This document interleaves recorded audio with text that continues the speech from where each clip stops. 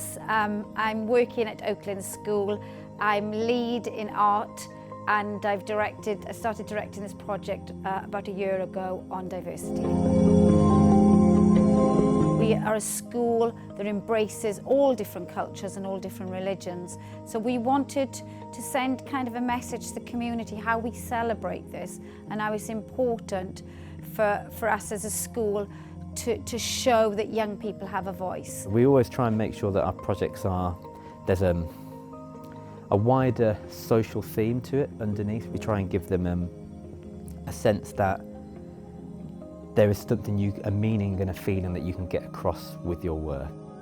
It took us about 8 months to put the project together, doing pieces of work with the students in our lessons from year 7 to year 13 based on the idea of diversity. For example, they've done a project on immigration, and they've done really moving pieces where they've looked at different stories, original stories by families that have had a lot of hardship through migration and the difficulties that they've had through coming to the UK and the processes how they've got here. War Through the Eyes of Children. There was lots of entries around the UK, and we actually won first and second prize.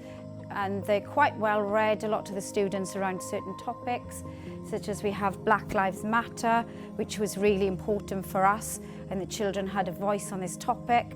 This was another topic that we also done. There was only 2 schools in the country that were asked to do work for the Jubilee. So we mixed up, culture with Bangladesh. Can we celebrate all the different cultures in our school, within our society? I decided then to contact Paint the Change because I wanted to set up another project where we could expand on this idea of looking at migration and celebrate diversity.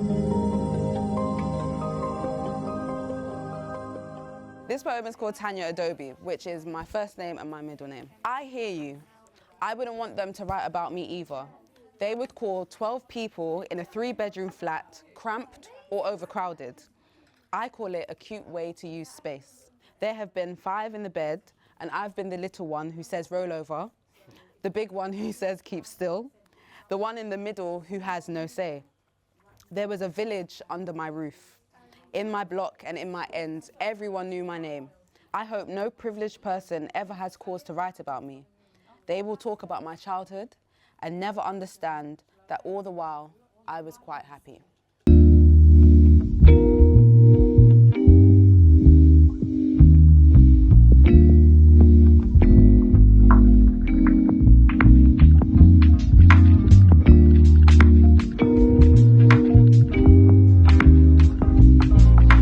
I personally started off by giving them a prompt of a poem from an artist called Giovanni, and then I read out my response to that poem, specifically about the experiences that we each have individually, which might look a different way to another person. So I really wanted them to focus on the specificity of their own experiences and to celebrate that. I wasn't born in this country, I was actually born in Nigeria, and I came to this country about 4 years ago. And when I first came to this country, it's very hard for me. Even though I learnt how to speak English in Nigeria, it was still hard for me because my accent was a bit different. But as I came to the school, I started to relate more to the people, and I evolved as well. I lived in Bangladesh for 11 years with my family. It was amazing. I did a poster about climate change. If this continue going, that might affect on also where I lived in, which I'll be feeling very bad about because I never want my home to change. Students that don't excel necessarily elsewhere find their voice in art, and they also, learn to express their views about the world through art.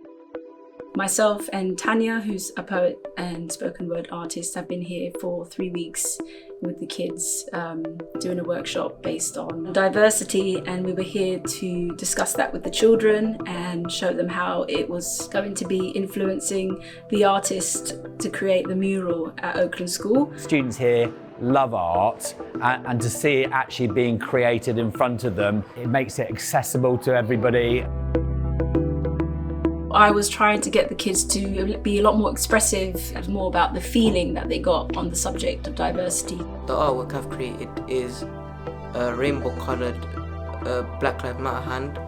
So the rainbow colour is so that we accept all sexualities, and the Black Lives Matter hand is for equality.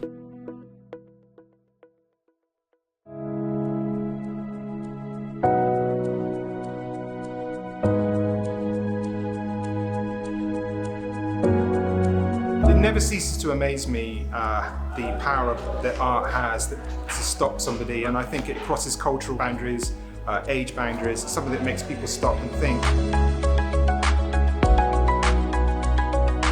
I'm a figurative artist and I paint mainly portraits, and just painting one portrait seemed a bit unfair, so splitting them into four, which make a really interesting kind of graphic look to it, but also encapsulate hopefully at least four cultures here.